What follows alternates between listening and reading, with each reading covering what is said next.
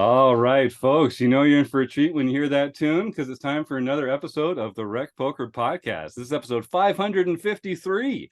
This is the chats edition. We also have a forums edition every week where we just talk strategy. I'm your host, Jim Reid, Bluff Serini in the home game and at Rec Poker Jim on Twitter. And I have the best freaking job in the world talking poker with my friends here on the podcast every Monday night at 7:30 Eastern, live on YouTube. You can join us for free and win a prize just for showing up. We're going to talk to our guest, Ben Ludlow, in just a moment. But first, I have to thank our sponsors, the Running Aces Hotel, Racetrack, and Casino. You can find out more about them at runaces.com. Most of what we're doing here is free. We're a largely volunteer-based organization, so we really depend on support from our sponsors and our premium members. It's going to be a great time at Running Aces this weekend on January 19th and 20th. We're going to be up there having Rec Poker Weekend at Running Aces. There's a Ford tournament series, and we're also going to be raising some money for a local food bank. So I hope folks in the area can come and stick around and have some fun with us up there. Like I say, most of what we do here at Rec Poker is free. If you want to try our premium access membership, you can get your first month for only $5 by using the code at Rec Poker, and I hope you do. Now, they let me host the show on Mondays, but I'm just one person. It takes a whole crew, a village, a gang to make the magic here at Rec Poker happen. We call this group of wizards the RECing Crew. And if you want to find out more about me or the rest of the RECing Crew, you can go to rec.poker/crew, or you can just listen up because you're going to meet a few of them right here tonight on the show, starting with producing co-host Chris Jones. Well, I'm Chris Jones. You can find me 5B5 on Twitter or 5x5 in the PokerStars home game, and I'm in charge of our monthly deep dives segment where we explore a poker-themed strategy topic. And I'm also really looking forward. If anyone's coming to the Running Aces, I will be there for, I think, all 4 tournaments, so I'll see you there.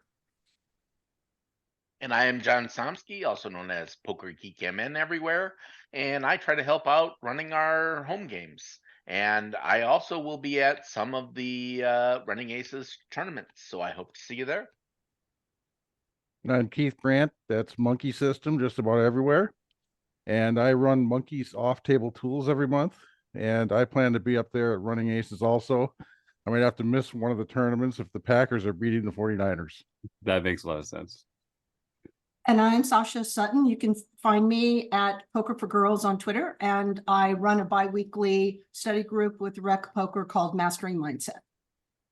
All right. Well, thanks, everybody. I'm excited to be joined by Benjamin Ludlow, the one and only. Ben, first of all, I don't want to put you in a box. I'll just say you're a guy that loves poker. You and I met each other at a couple RunGood events over the last little while, and you've turned into quite a successful and fun professional player. So let's just start off nice and easy and welcoming you here to the Rec Poker Podcast. Thanks for saying hi. Thank you, everyone. Which one of you was that guitar shredding at the beginning? That was impressive. That was Peter Trulin, and we're very lucky to have his contribution to the show. Yeah, thank you. It gets you going a little, doesn't it? Yeah, absolutely. The vibes are immaculate. Thank you for having me, guys. So Ben, if folks know you from coming up on the show, we've talked about RunGood stuff here a lot. You're a fun character there. They probably know you as someone who sort of plays live poker tournaments as kind of your bread and butter. Is that a fair hole to put you in, a fair box to put you in? Yeah, absolutely. I think I've played live poker tournaments very seriously for a long time, but only over the last, I want to say, let's call it a year, have I really been like, all right, this is exclusively sort of what I'm doing and traveling around or playing in the Vegas scene where I live. So yeah, live tournaments, live MTTs. That's awesome. It seems like, and I think, live tournament or live poker is more fun than online poker. The social element of it is more fun. Being able to play against the other players at the table, I think, is a sort of like a more pure side of poker. Have you always focused on live play, or did you play online as well and just decide this was an area of strength for you? It's funny, I think back to being a junior in college, January, February, March of 2011, I was in college and playing a lot of sit and goes on PokerStars. And I thought, oh, I'm going to try and go for this Supernova Elite thing, play all this volume online. It's going to be great. And I had 3 great months and I was like, I don't need to get a job. This is awesome. And then, as we all know, April 2011 was Black Friday. So that sort of ended my serious pursuit of online poker. I've always played a little bit, during the circuit series or during the summer for some bracelet events on WSOP.com. But yeah, I would say, 90+% of my volume over the last 10 years has been live. I worked for a long time, so you know, when you're taking your vacation to play poker, you don't want to play online. That's boring. So I love it. Well, if you're watching live in the YouTube chat, I'd encourage you to type any questions you have for Ben in the YouTube chat there. And we're also going to be playing Stake Study Stack with Ben later, so throw some names of famous poker players into the YouTube chat as well. We're also going to be doing our raffle at the end of the show to support a local food bank. So prepare to type the word food bank into the chat at one point later in the show as well. Basically, if you're here in the YouTube chat, stick around. You're going to find some fun ways to win a prize and engage just for showing up. So Ben, that's a sort of a journey that you've been on within the poker world. Sort of sometimes by choice and sometimes by necessity. What was there a moment, like you say, about a year ago or so, that made you decide, no, I'm just pursuing this. I'm traveling around North America, playing live tournaments. And what sort of made you decide that that was the right step for you next? Yeah, I won't go too deep into my journey here because there's long stories of how we got to here. But I've lived in Vegas. I worked in New York in finance for 5 years, and then moved out to Los Angeles for a startup in 2017. And I kind of knew going into that startup that it was kind of a high variance decision. You know, it was one of these things where it was either going to work out or it wasn't going to pretty quickly. So I knew that I wanted to get to the West Coast where there was more poker and pursue some creative things as well. I did stand-up comedy for several years. And, you know, part of moving out to the West Coast was starting to take poker more seriously. But even since I've lived in Vegas for the last 5 years, I've always been kind of doing 4 things at once. You know, I continued to consult and work in the finance world and the venture capital world, working with startups and entrepreneurs, was seriously writing screenplays for a while and trying to get movies made, doing stand-up comedy and traveling around trying to do that. So poker has always been a part of that, but it wasn't like the thing, you know, the one thing until recently. And it was just sort of a moment of, I think I've always been part of the community. I mean, living in Vegas, you know, we have our world of poker players here, and all my friends for a long time have been in the industry. Actually, that summer that Black Friday happened in 2011, I actually worked for Poker News. And so that a lot of my oldest friends in poker are industry guys, and all of whom, or, you know, or women who are still kind of in the industry. So a lot of the people that I go way back with have been in poker. So I felt like I've been part of the poker community for a very long time, despite not ever considering myself a professional or kind of taking it seriously to the point of being a professional. So I fell in love with the community and kind of, you know, a lot of things around it before I really fell in love with the game. And I think the last 2-3 years, really starting to try and take it more seriously, getting more into the studying tools and kind of what we have available to us to get better at the game. It just kind of came to a moment where I was like, well, there's nothing else I'm really want to do right now, so I might as well just do this. And I think as soon as I made that decision, you know, success started to come. I think, like with anything, you start to take it more seriously, and the effort that you put into something, you know, shows up. So yeah, it was at a moment then that I started to really put in volume beyond just playing, you know, 6 or 7 or 10 events at the World Series. It was, all right, what's going on before, what's going on after, what's the next stop? Let's make sure I'm at the Wynn every day when I'm home playing tournaments, etc. So yeah, it was just a moment of finally, this was the only thing on my plate and the only thing I really wanted to do. So why force it, or you know, why question it? Yeah, why fight it? I love that. Exactly. Yeah. One segue I want to take here. We got Brian Winter, the Golden Blazer, in the chat saying LFG bands. You got at least one fan here in the group already so far. That's my main man, Brian. I'm sad I'm not going to be in Tulsa with the whole RunGood crew this weekend, but I have to go to a bachelor party in Florida. Really a huge bummer. So that's tough life you got there, Ben. Tough life, man. Yeah. But that was actually going to be one of my questions for you. So I've got a couple lined up here. And again, if you're in the YouTube chat and you have some questions for Ben, type them in. How do you choose? So you're a professional MTT player. So it's a business decision how you invest your buy-ins. How do you choose which tournaments to play in? And how do you choose like when to travel and add that expense to your ticket as opposed to just like kind of playing locally? That is a fantastic question, and I wish I had the right answer or whatever, because I still struggle with that. Literally on my phone, there's a list of every stop for the next 5 months, and I'm a man who changes his mind once a day about his life. So, Sure. tomorrow I think I'll probably plan to travel to, Vietnam for 3 stops and, go to Florida and every stop in between and go to 6 RunGood stops. And then the next day I'll be deciding, well, there's no point. I own a house in Las Vegas. Why not just go to the Wynn and Venetian every day? I think the answer for me, luckily, has been mostly and I think this is also a nice segue into what I love about RunGood is socially a bit for me. I'm a lot of my best friends are the people in kind of in that RunGood world or who are other traveling players. So it's the type of thing where if Brian and Rachel are going to be at a stop, that's an easy one for like, oh yeah, well, if it works out for me, I'd love to be there and spend time with them and, be able to kind of be around my friends when I'm not playing.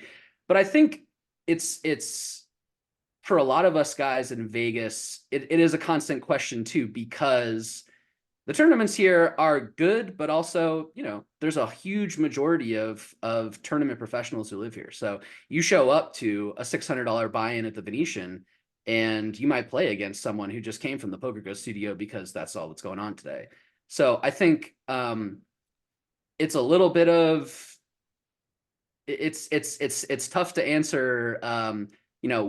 At what point does the expense of traveling kind of outweigh the difficulty of tournaments where you are here in Vegas versus, if I'm going to Thunder Valley or if I'm going to Council Bluffs where we just were kind of the relative difficulty of the tournaments. But for me, luckily, RunGood has sort of allowed me to make that decision based on, social or when I'm an ambassador for a certain stop.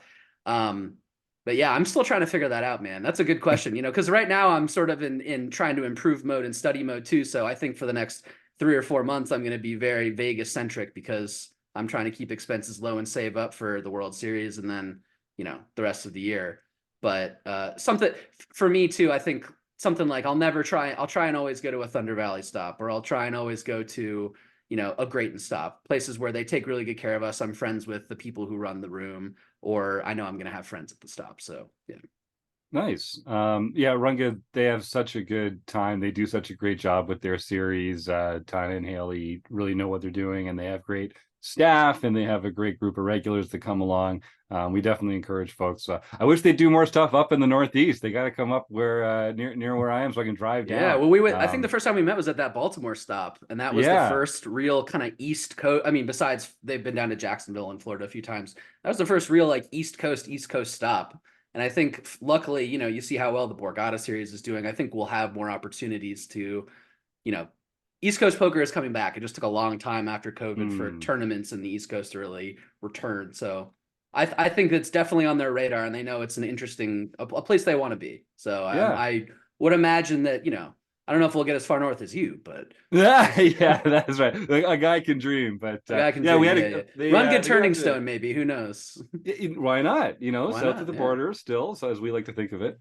Although I will say the playground is a great place to come play poker. I think that would be a great stop for a RunGood. I went to college in New Hampshire, and one of my poker news buddies lives in Montreal, so I've gotten to go up to. I used to drive up there and play every now and then. Yeah, it's a great place. Yeah, Montreal's a fun city too. So Ben, that was another question I wanted to ask you actually about. You said taking some time studying, spending some time in the lab. You've progressed a lot as a player over the last 10 years, obviously. What's changed about how you study now versus how you used to study when you were first coming up in the ranks as a player? What's changed is that now I do study. yeah. I think a lot of us, I think the beauty and the curse of poker is that it's so easy to learn, and you can obviously, delusional is the wrong word, but success can come when you're making mistakes. So for a long time, you can get away with playing on intuition, especially depending on the games you're playing and where you're playing, etc. And I think, I always feel like I had a good feel for making adjustments at the table and kind of understanding how to play against certain people, but I never had a real baseline or a theoretical baseline. And again, I think a lot of that has to just do with the tools that are available to us too, right? Like I remember the book, maybe, I don't know if it's called Let There Be Range, which it came out, must have been 2010 or 9 or something. And that was the first time that really the concept of thinking about poker in terms of ranges and making decisions based on you know, a group of hands as opposed to I put this guy on aces kind of thing, you know, concept was introduced, and it was like a 20-page book and they were selling it for like $3,000. So you think about that 12 years ago versus now, where you have every single flop solved that you could get for, you know, $80 to $100 a month from multiple sources. I mean, it's just, it's a matter of convenience and sort of what's available to us. So I think the major difference is now it's so much easier to study. And I think also we have a lot of people who realize that just giving you the answers isn't enough. I think like you have to learn how to study and what works for you. I mean, I am perhaps the most ADD person on the planet. I legitimately have to set a time. I don't know where my timer is. I just cleaned oh, here it is. I have a timer on my desk, and literally I'll set it to like 22 minutes because I know I can focus for 22 minutes. And so I'll put 22 minutes on the timer, and I know like, all right, even if I'm like starting to wander off in like my mind or something, I'll look down like, okay, 7 minutes left. I can like continue to focus on this video for 7 minutes. So I think you just have to figure out what works for you, and really take a step back and think about how you need to study, how it's going to work for you. I mean, you know, Jeff Platt's my best friend in poker, and he studies several hours a day, but he just will sit there and watch a training video and remember everything that's in the video. And for me, it needs to be a bit more involved, something that's gamified, something that's, you know, I can go back and look at my notes. I might need to watch the video a few times. So I think it's going to take me a lot more effort than it will for certain people. You know, I don't have the mental talent that some people do to kind of retain information quickly, but that's a good, I like having the timer out there. Like that's when I was quitting smoking, I remember that was a good technique for me. It's just like, well, just 5 minutes, you know, you can go 5 minutes without having a cigarette. So, and if you're struggling, like, well, 4 minutes. All right, let's go 4 minutes. Yeah, but anything you can do and repeat, right? I mean, that's Absolutely. one of the keys. So good for you, and good for like playing to your strengths too, right? I mean, we all have these little eccentricities that we can kind of try and work through, or we can work around, or it's part of what we are. But I love being able to turn that into a productive strength for you. That's a real sign of success, I think. Yeah, for sure. I think self-awareness is maybe the most important thing in poker and in life. So, you know, if you're not doing what works for you, that's not going to work out, in my opinion. So I love it. Keith, you unmuted. Did you have something for Ben? Yeah. You mentioned Wynn and Venetian. Are those your two favorite stops, or are they the two that you would recommend to somebody who's about to move to Vegas, or is it just because you like the places or know the people? Why are those your favorite? Yeah, I would think, I think a lot of it is sort of self-selecting in terms of that's where the majority of the tournaments are that kind of run on a regular basis with guarantees, et cetera. But I think they've also proven themselves to be the place that takes care of their players the best. You know, we have to remember that casinos are a business, and I think a lot of times poker is sort of pushed to the side because it doesn't make a ton of money for the casino. And so for a place like Wynn and Venetian that are really, really nice places, you know, really nice properties in Vegas, to take poker, and specifically poker tournaments, seriously is a privilege for us. So anything we can do to support that and kind of having regular stops like that is kind of what I would like to do. But yeah, I mean, the Wynn #1 for sure for me, Ray Pulford, who is the tournament director there, is a really good friend of mine, and he loves playing poker. He loves the game, and he takes such incredibly good care of the players and constantly looks for feedback. So I think also just for me, any operator that cares what the players think and want to make improvements is something that I want to support as well, for sure. But yeah, those two by far #1 and 2 in town. Do you get parking at those places, or good question? That's a valid question these days for a tournament player down on the Strip. So when I moved to Vegas in 2018, I think Caesars Properties parking was free. MGM wasn't. The Wynn and Venetian were. And then it's kind of gone back and forth with COVID and not. But the Wynn and Venetian, literally in the last, it's funny that you asked this question because it's literally been in the last less than 6 months, they've changed it to that you have to pay for parking at both those places now. But if the first 3 hours at the Wynn are free, and you get validated if you're playing something there. So yes, if you're a player, it's free. But you know, if you forget, I paid for parking a few times at the Wynn during the last December series because I forgot to get validated. And then at Venetian, they'll upgrade you to the status you need to be if you've proven to have played like 10 tournaments in the last year or something. So that's another thing where like they're trying their best to, cater to us locals. Yeah. Sasha, did you have something? Yeah. Hi, Ben. It's so Hi, Sasha. great to meet you and learn about your life. We have a lot in common. We both came here from New York. We both worked in finance. All right. Yeah. And we both love stand-up. So I'd love to chat with you sometime about stand-up in Vegas. Absolutely. Anytime. Yeah. I love, okay, let me start out with this. So I'm just a cash player in Vegas, and I love now being able to really quickly identify the tournament players that sit down on a cash table, because there's such defined differences. They're often very sticky on very thin value, which I commend. And they play out of the blinds. Let's see, let me get this math right. 100% more than I do, right? And they defend blinds like the earth is about to, disintegrate. It's sweet. And then the other night, something very weird and wonderful happened. I'm very, friendly, but mum pokerish, and a big hand happened for me. It was very complicated, and the whole table wanted to talk about it. And there's a bunch of tournament players there. There were some tourists there, and we had this huge group chat, which I've never done in a poker game. And it felt so sweet and so. And the tournament gal, she was like, yeah, you're sizing, blah, blah, blah, and this and that. And I'm like, here's range. This, it was just like 8 people like sharing ideas on this one hand. I just wanted to mention it just because it just was like a home game moment in a serious Vegas room.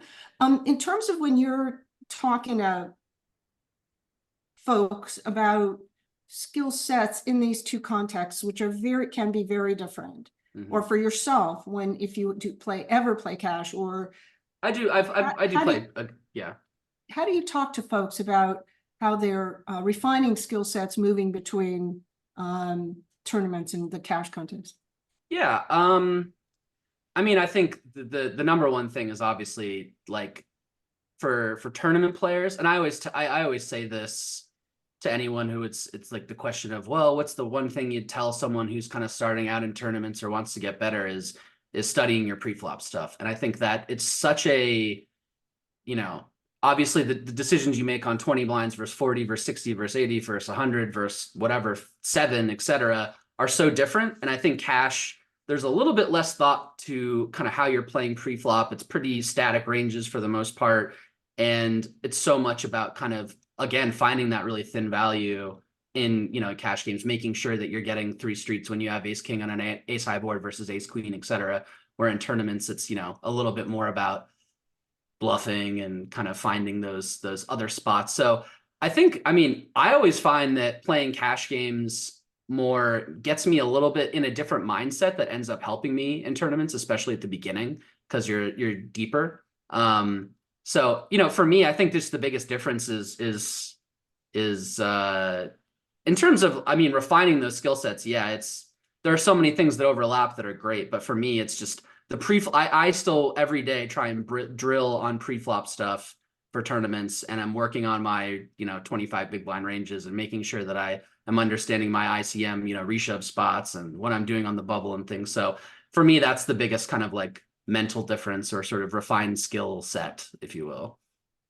And just to follow up, how does you said it just sometimes cash games will help you mentally in terms of your tournament. How does it help you exactly? I think for me, it's just you get to play a lot more deep stacked. So it's something where you're playing kind of the same stacks, and it allows you to really just think about how you are extracting value in certain hands versus, well, I know I can put pressure on this stack size, et cetera. It's like, well, I'm not going to be able to put a ton of pressure on people with 200 blinds deep. So it's very much about just, how is if in my mind is sort of like playing PLO, it's like, how is my value up against his value or her value, et cetera. And really thinking about kind of, those minuscule differences in value ranges as opposed to, well, is it value or is it a bluff here? Which is a lot more about tournaments, is just trying to define, is it this or is it that versus what are kind of like the minuscule differences here in this cash pot. So I just find that I think it's all good skills to have, because in tournaments you can just kind of forget those things that are important sometimes. And I think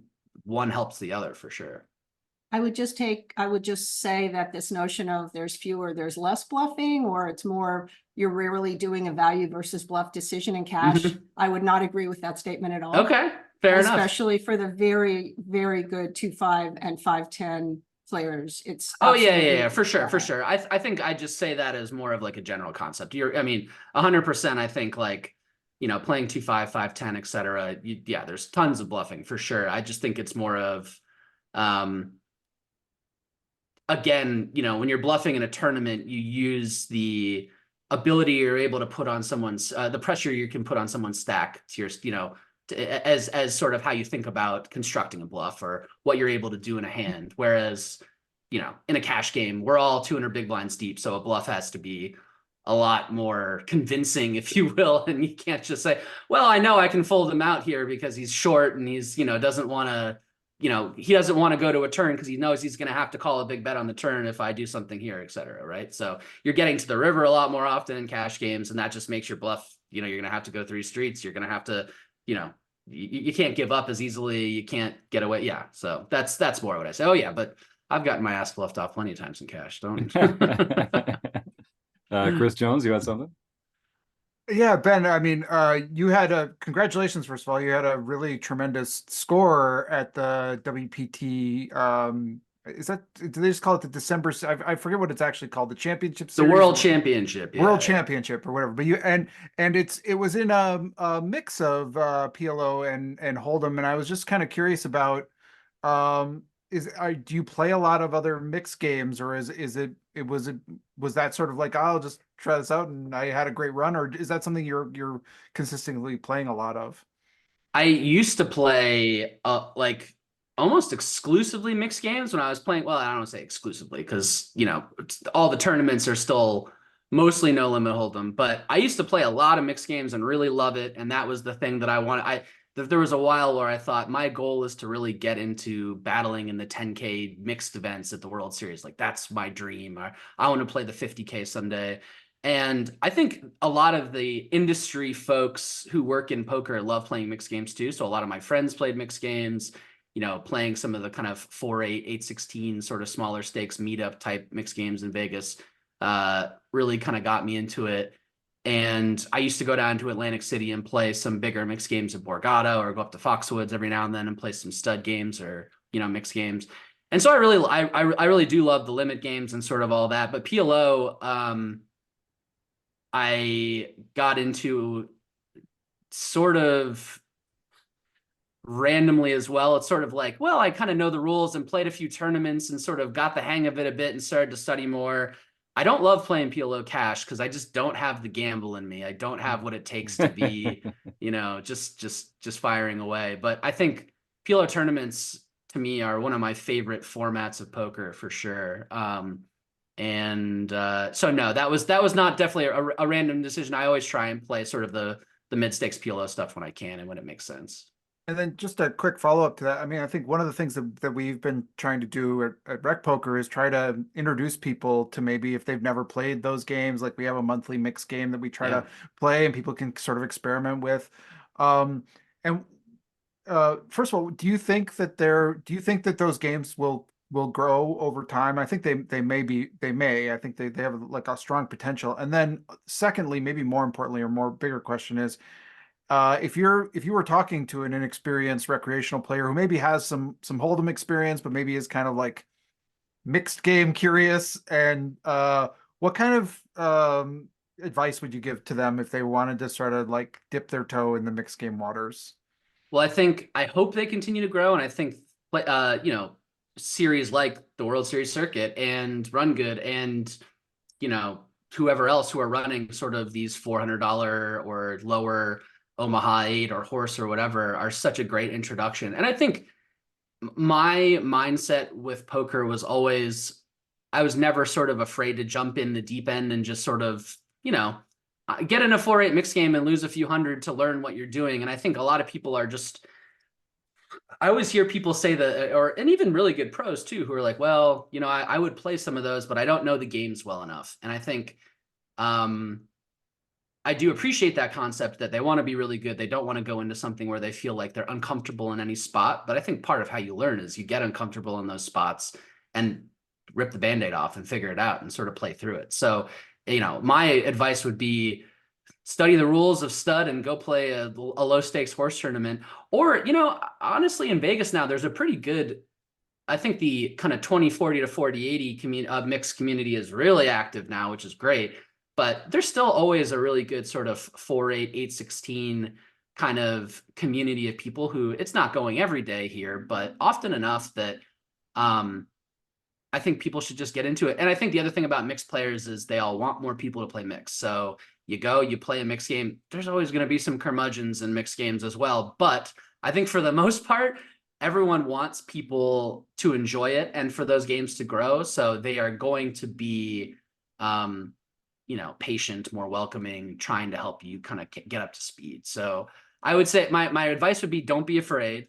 Don't be afraid to make mistakes. I make mistakes every day playing poker, and just rip the Band-Aid off, go play a horse tournament. I love it. And, finding a nice, cheap game to make some inexpensive mistakes is a great way to learn, right? I mean, it's one thing to watch the videos and to read the rules, but you really have to put yourself in that spot. So I encourage our listeners to join our free home game club here. If you go to rec.poker/home games, we play dozens of tournaments, different styles, different mixed game every month. And if you're in Las Vegas, head over to Joseph Will's place, the Poker Oasis that he runs with his wife, Tony. When I was down there in December, I had a great time. We played 25 cent, 50 cent, played a bunch of different games. I played some for the first time. It was a really friendly crowd. It's all about just having like a friendly crowd and low stakes and dipping your toe. Let's find some new games, find some new ways to enjoy poker. I couldn't agree. Yeah, let me revise my answer. Go to recpoker.com and get involved with them. That's how you learn mixed games. I love it, Ben. So I want to talk a little bit about where to go to play poker. You enjoy the RunGood series. We talked about that a bit. We've loved working with them for the last several years. Fantastic group. One of the things that they do really well, I think, is they have like good structures, very realistic price points. Their tournament entries, a recreational player can show up and play, and even if they know they're going to fire a couple bullets, it's very accessible, and the people there have a great time. So I find that you get quite a range of players from a skill and experience level in that. When you're playing in tournaments like that, Ben, I've got two questions for you. How do you identify who are the players that are less experienced versus more experienced? And then how might you adjust your play from one group to the other in a similar spot? Yeah. Well, the tough answer is stereotype. I think for sort of, I think even great players would say physical appearance is sometimes going to be a big giveaway, right? If I show up and I'm wearing headphones and I got a nice leather backpack, you can make some assumptions about me, and then vice versa. If the guy shows up wearing a Steelers jersey at the table and, seems very gregarious and he's drinking beers, I'm like, well, man. But I think you're at the right table is what you're saying. Yeah, exactly. Yeah, I love it. I saw this guy in Baltimore and I was like, all right, so start betting bigger. Okay, cool. No, I think, I always say this because I hate I think you have to come in with sort of some player types in your mind. And I hate the idea of just saying, oh, this person's a recreational player, this person's a fish or a bad player versus a good player. Like that doesn't really help anyone because there are so many different types of bad player. And I hate the word bad player too. I think it's like, there are so many types of people who deviate from what you would consider maybe theoretically optimal, right? Like maybe someone doesn't realize that they're playing way too many hands pre-flop. And so the adjustment there is that you can play a lot more hands against them in position and take advantage of, when they're playing way too many hands, or maybe they're playing way too few hands, or they're never bluffing, or they're always kind of, there's only value there. So then your adjustment is to fold a lot more and just kind of, give up when you've got a weak ace on an ace high board because you're going to just lose to ace king a lot kind of thing.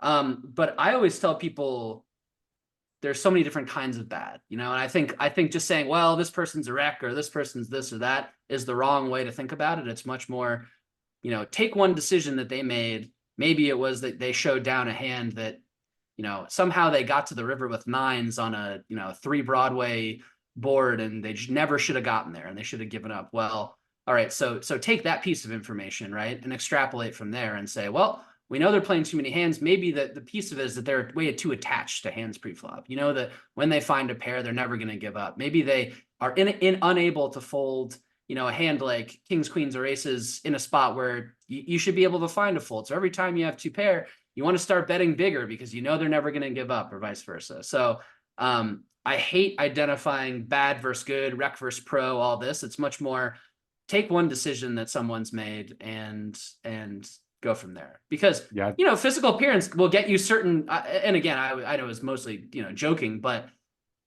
I think like you can make an assumption that you see someone who's young who sits down at the table, maybe they're going to be very aggressive, but I also hate pigeonholing yourself to that too. You know, take what you can from the start, but wait till you see something to make your adjustment worthwhile. You know, don't over assume from the start, because that's gets me into trouble all the time.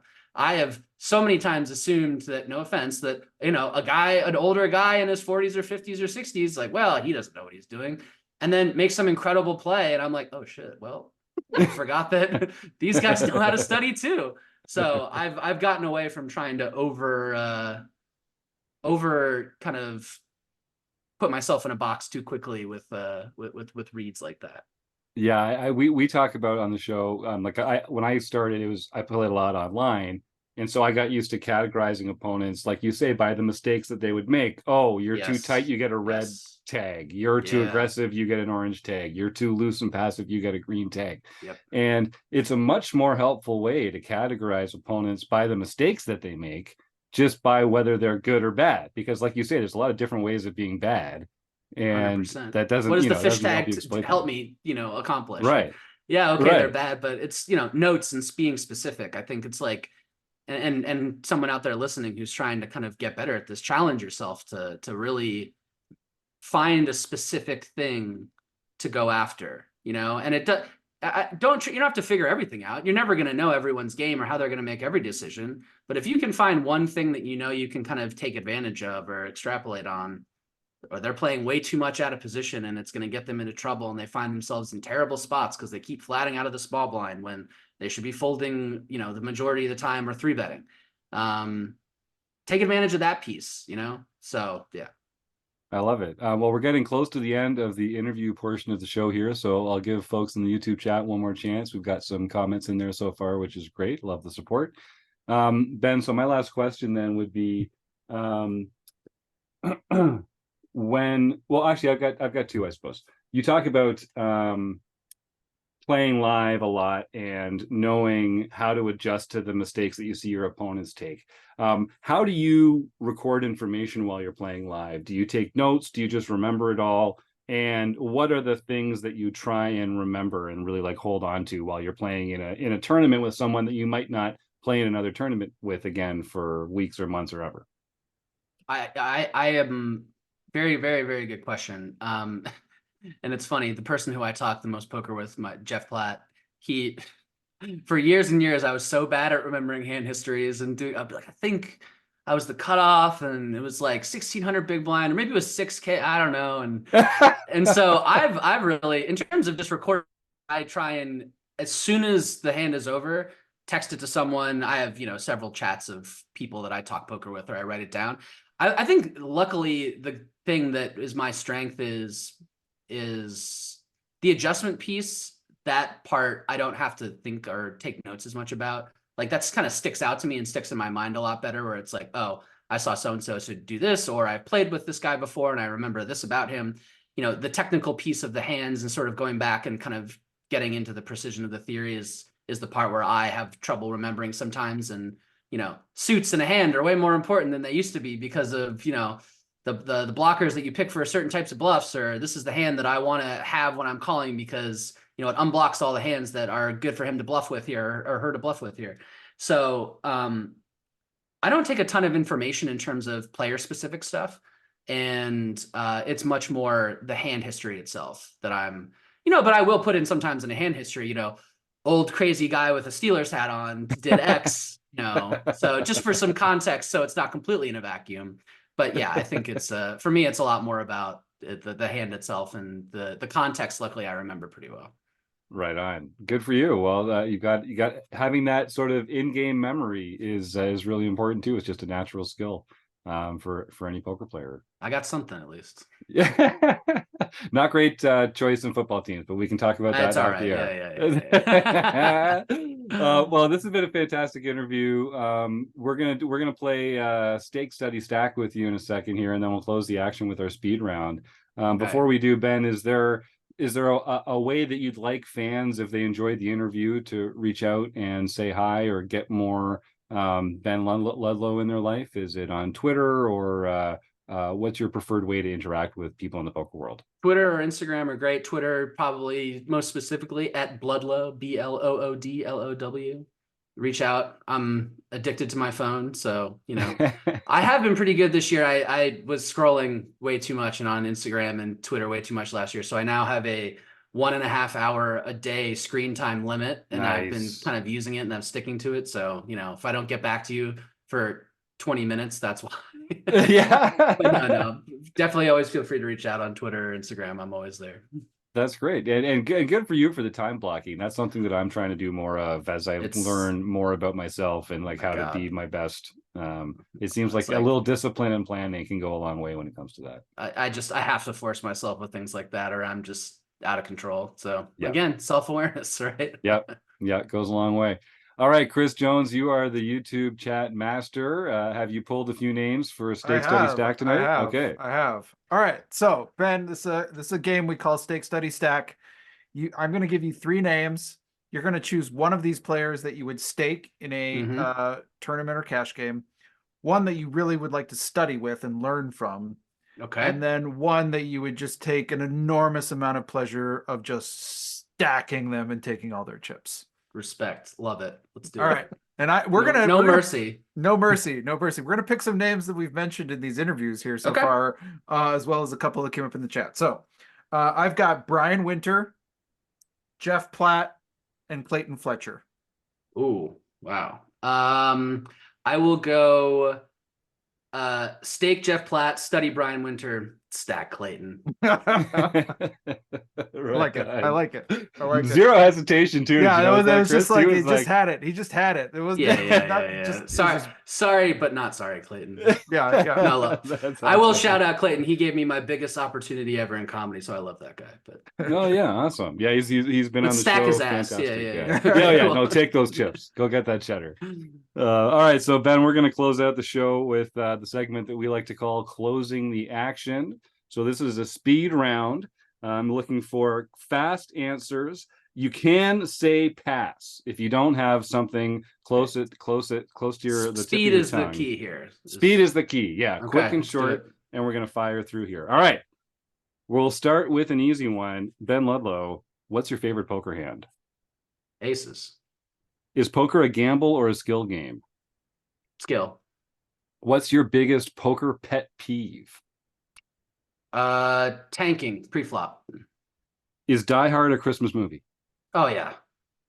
Is Ace King a drawing hand? No. Are you pro chop or no chop? I'm pro chop. What player type are you? Ooh. Knit. Is a hot dog a sandwich? God, I could go on for hours about this. Yes. It is. Actually, it might be a taco, but I think a taco is a sandwich too. Okay. I love. We get some good answers about. I've talked so much about this. We'll have to have another podcast about it. Sorry, continue. Should vacations be lazy or busy? Busy. What's one thing you're afraid of?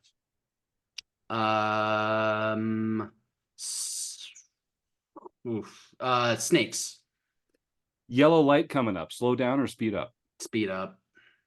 Register early or late reg? Early. All right. That's the end of the speed round. We have one more question for you, Ben. One more question. This can do with poker or not. Looking back on a life lived, someone comes up to you today with a gun to your head and says, you have to go back and do one thing differently. You have to go change one thing in your life. What do you do differently? Oh boy. Is this part of the speed round or do I have a second? No, now you can take a moment. Okay. Now you can take a moment and set yourself. Oof. One thing I would change about my life. I will go. Okay. When I was in college, funny enough, once upon a time, I was a national team rower, lightweight rower for the United States, and went to Dartmouth and rowed lightweight at Dartmouth. And I broke my ribs a bunch of times and kind of got fed up with it. And I left my sophomore season and was just sort of over it and didn't make very good efforts to come back and try and row again. And I would have loved to try and rode with all my friends junior and senior year and, win some stuff. So great answer. I appreciate that. And no, we do the speed round just to loosen you up and clear your mind. And then we come in with the hook. It's hard to pick one because I changed about 100 things, but No, that's the first one that popped into my mind. That's a good one. That's what we're going for. And you got tallying it up here, 784 points, which is a really excellent score for the speed round. What's the high score? I think it was like 2,400 or something. Someone, wow. No, they really just flew through. There were just a couple pregnant pauses here that cost you, I think, Ben. Yeah, but otherwise, it was the fear one because I didn't want to say dying alone, but that was. Well, this has been a treat. I knew this was going to be a fun time, Ben. You're a real pleasure to play with at the tables, and I can tell you're just one of these good guys that's enjoying his life in poker. So thanks for saying yes to come on the show and being so accommodating and being a great guest. We appreciate your time here. Thank you all. Really appreciate it. And anytime you want to have me back, I'll be back. So thanks again. All right. Well, looking for, hey, you know what? We're going to take you up on that one of these days. We'll have you come back on the forums edition and we'll talk some strategy questions. Yeah, I'd love to talk some strategy anytime. Yeah. Okay. Perfect. All right. Look for me, buddy. Thanks again. Great job. Thank you guys. Be good. All right. Well, if you want to find out more about Ben, we'll make sure that Twitter handle is in the show notes. Bloodlow, BLOODLUW. And we're going to start giving away some prizes here on the show. If folks want to start typing the words food bank in. One quick announcement. I want to say happy birthday to Martha Reid. It's her birthday tonight, my sainted mother. Hope she's enjoying herself, and happy birthday to her. John Somsky, why don't you take us through some home game results, and then we will see who's going to win our food bank raffle prize tonight. Well, actually, I need to interrupt myself before we start on these home game results. We, at the end of every year, I come up with a post that is our home games by the numbers. So now that 2023 is over, here's the information for those games in 2023. So for the most wins, David Westerveld and Ron Payton both earned 19 wins in 2023, with Stuart Carriage pulling up in third place with 14 wins. Wow. And just to interrupt you for a moment here, both K-Poker Wannabe and Evil Roy Slade are in the YouTube chat right now. Congratulations to both of them. 19 wins is a lot. That's more than 1.5 a month. Congratulations, guys. That's a really, really impressive. Way to go. And your question may be, how did they get so many wins? And it's partially due to this next category, which is the most number of tournaments played. Now, nobody played all 479 home games that we offered in 2023. But Evil Roy CA, David Westerveld, any guesses on how many he played? I mean, 479. Out of 479, I'm guessing the answer starts with a 4. That would be my guess.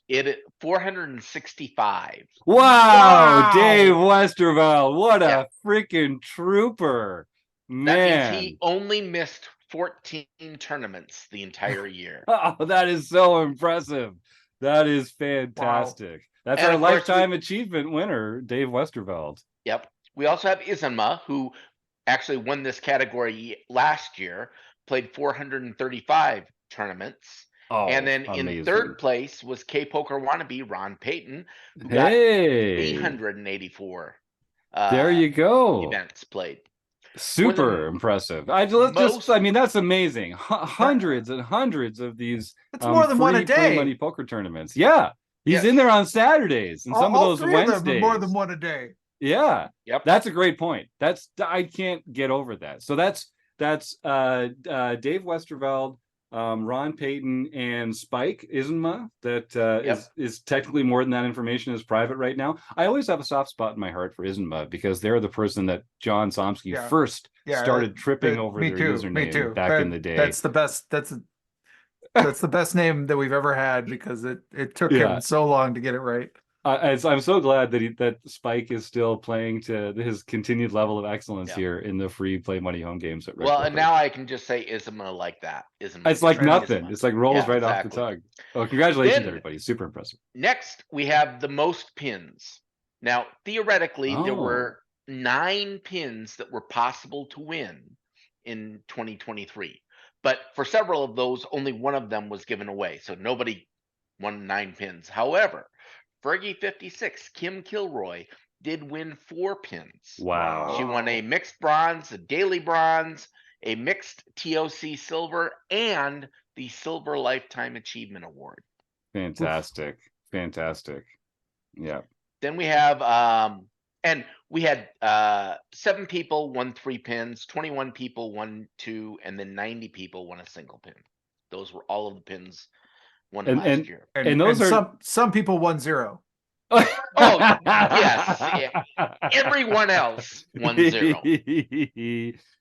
Those are not easy to win, folks. And if you have won one of these beautiful pins here, if you find me at a Rec Poker event, I carry them around with me, and I've got the spreadsheet on my phone, so I can for free hand over any pins that you have earned. I will be at Running Aces this weekend. If anyone's there, come claim your pins for free from me. Otherwise, you can go and order them through the website. We just charge shipping and handling, so I can get my little butt off to the post office and bundle them up and send them off to you personally. So if you have earned a pin and you'd like it, email me is probably the easiest way, Jim@rec.poker, and I'll give you some instructions on how to claim that pin.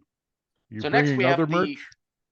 I'm bringing for this one, I'm bringing the pins, and we'll have some patches there, and there might be a couple shirts, compliments of Jack and Jill, who created some Rec Poker branded merchandise for us to share with some members. So hopefully, fingers crossed, if you get me early, you might catch some of those some of the new garments from Jack and Jill. Burke, way to go, team.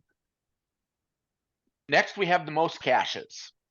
K-Poker Wannabe Ron Payton had 84 caches, which meant he cashed in 22% of the tournaments that he played in. Excellent. Evil Roy CA, David Westerveld, got 69 caches for 15%. And Isma also got he got 64 caches for also 15% rather. All right, a couple of killers and out there. Last but not least, the best ROI for players who have played at least 100 tournaments. So if you didn't play 100 tournaments, you weren't in the running for this. We have Bone Crusher 14, Marcel Dusick, got 61%. Sweet. Keto Man 335, Kian Tavakole got 54%, and K-Poker Wannabe Ron Payton got 52%. So you can see there were several names repeated throughout all of these things. Congratulations to all of them. Yeah, way to go, everybody. And a couple OGs of Rec Poker there on the ROI front as well. No surprise there. Super impressive. And John, speaking of super impressive, way to go running another year with 470 something free home games in our home game club that people get to come and participate in. We're so lucky to have you running this whole organization that everyone benefits from so much. The heads up challenges every quarter, the monthly mixed games, all the no limit hold'em stuff, all the tournaments of champions, the go for the gold. It's just so impressive, and we're all so grateful and appreciative. My hat's off to you, sir. Thank you again. Fantastic work that you do.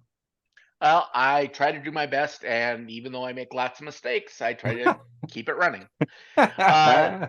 Next, we have E. Anderson 85. Eric Anderson won the Mixed Game Championship Series on January 10th. That was no limit 5-card draw. This is his first mixed game victory for the year. And of course, this also puts him in the lead for the Player of the Year points race. That's right. Exciting. Remember, for these championship series, only your best top 10 scores, so only 10 of the 12 games, if you play all 12, will count. Or if you miss a couple, then everyone has to throw away their 10th or 11th and 12th win anyway, so it won't put you at too much of a deficit. Yeah, I was even too sick to play the first week, so even if you miss a month like me, you can even miss 2 months, and you'll still get a chance to count your best 10 scores in our Player of the Year race that runs all the way to December. Exactly. Then we have our daily series TOC that was played on January 8th. Evil Roy CA David Westerveld got his first TOC victory for the year. That is his 66th lifetime victory. Then for our daily series, Stewie 13, Stuart Carriage got his first nightly victory. Noah 1291, Noah Anderson got his first nightly victory for the year. Now you said it, Joe got his first international victory for the year. East Coast Bitter, Ben Ludlow got his first international victory for the year. Wasting no time. Ben's got a goal for this year to win 21 RecPoker home games this year. I mean, that's setting the bar pretty high. How many was Jacob Kiki's goal? Was it 2 years ago? 20? And Dave has won 21, I think, in a year, and I think someone else won 19, you were saying, this past year. So 21, I mean, that's I'm worried Ben's going to be feeling a little stressed out in December. So Ben, I would say get those 21 victories out of the way early, because you're going to be in the blender come the end of the year. But man, I am rooting for you. That would be fantastic if you can pull that off. 21 is rarefied air, so that's going to be tough to do. I remember after Jacob made his victory for 20, the next year I said I was at least half as good, so I was going to win 10, and I did manage to scrape by winning those 10. But man, 21, well, I don't think so. Ben knows what he's doing, if anyone can do it, and he knows how to game select. He's in there in those small field international tournaments on Saturdays, and if people want to watch along on Ben's fantastic journey this year, you can go check him out on twitch.tv/bjammin. He's got a lot of great stuff going on over there. So congratulations on your goal, Ben, early, because I know you're going to knock it out of the park. And this is just the first start. Here we go. Congratulations. You know, that sounds like that should be a series on either Netflix or Hulu. Ben's fantastic journey. Anyway, Shamu asterisk 27140, Roger Lamp. Roger won his first LPP event of the year, so he can contact info@rec.poker for his free month at Learn Pro Poker. Fantastic. He's going to really enjoy that. I know, like a lot of our other great learning partners, Learn Pro Poker is a fantastic place to go take your game to the next level. And we're happy to give away a free month every Sunday when someone wins our Learn Pro Poker home game club. Again, the games are free to play, but the prizes are real. Is there anything else that we should be queuing up over the next little while? It's almost time for Marek Madness, so that's something to start getting excited about. So far, I only see one person typing the word food bank into the YouTube chat. We've got a few other people in the stream right now, so this is your last chance to enter the draw and see if you can win a prize. Is there anything else that we should be talking about, folks? What's coming up? I'm just super excited about heading out to Running Aces again this weekend. We're going to be supporting a local food bank out there too. So if you're listening to this live on YouTube, or if you're listening to this the day that it comes out, Friday morning, it's not too late to swing by Running Aces Hotel, Racetrack, and Casino, just an hour north of the Twin Cities in Columbus, Minnesota, and bring either a monetary donation or a non-perishable food item to donate towards the second harvest. Actually, I'll just make sure that we are, it's the second harvest. Oh, damn it, I don't remember exactly the name of the food bank. Yeah, no, that's the name. That's a local They do good work. Yeah, Second Harvest something in Minnesota. We've been communicating over email about setting that up, so that'll be a nice way to support a local food bank and have some fun with us at Rec Poker Weekend. All right, well, I see we've got two people to roll the die between, Chris. It's either going to be Kay Boker Wannabe or Jennifer Galloway, who's going to win a fantastic prize tonight. Chris, what sided die would you like to roll for our binary choice here? I can't believe we don't have more people that want to win a free prize just by typing the words food bank into the YouTube chat. I'll give them one more second to do it because I'll say I gotta log in too, so keep stalling. We recently we've got enough YouTube followers now that we can take super chats, which is a way of donating to our cause right through the YouTube chat. So if you're I don't know, do you have to be a YouTube premium member or something like that? If you are and you'd like to donate, we'll be sharing a portion of all of our YouTube donations with a local food bank, and it's our pleasure to support a cause like that, because food insecurity is something that affects people all over the world. Maybe someone in your own backyard or in your own neighborhood that you might not expect, and donating to your local food bank is a great way to make the world a better place. All right, Chris, I think we are all set up here. You're gonna do is that a 8-sider? I'm doing a 10-sider. A 10-sider. Because I never get to roll the 10-sider. Okay, we always have more or less, like 6 or something. One time I rolled the 20-sider, but I've never rolled the 10-sider. So do we want to do odd and even? Ron's a little odd. And, yep. That sounds that's good. a great odd idea. And even. All right, Ron's definitely odd. Let's see who the winner's going to be. 0 is even. Zero is even. Just for all right clarification. Yep. And always good to be clear. Away we go. It's a 5, of course. It's a 5. That's odd. That's Ron. Ron, congratulations. Ron has a good track record in these. Ron, send that email, please, to info@rec.poker. You've won a prize. If you are not already a Rec Poker Premium member, then congratulations, you've won a free month at Rec Poker. And if you are already a Rec Poker Premium member, then you've won a series of other fantastic prizes. Membership to Learn Pro Poker, Solve for Why, PokerCoaching.com, the Poker Forge, Tournament Poker Edge. We've also got discounts on coaching material and coaching experiences through the Rec Poker Shop. So check that out.